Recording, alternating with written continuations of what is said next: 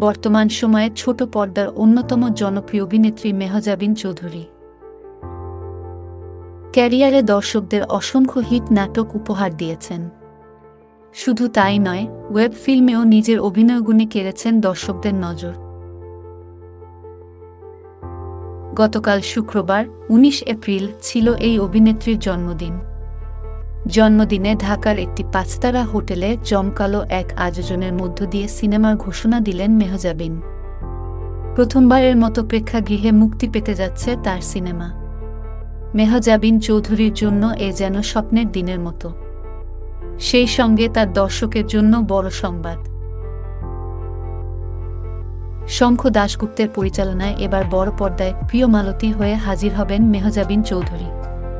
Frame per second ও চরকির যৌথ প্রযোজনায় সিনেমাটি এ বছরেই মুক্তি দেওয়া হবে সিনেমা হলে।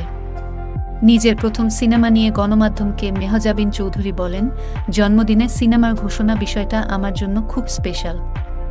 এতটুকু বলতে পারি, দর্শক এই সিনেমায় ভিন্ন এক মেহজাবিনকে দেখতে পাবেন। এ সময় তিনি আরও বলেন, এমন একটা টিমের সঙ্গে কাজ করতে পেরে নিজেকে সত্যিই ভাগ্যবান মনে হচ্ছে।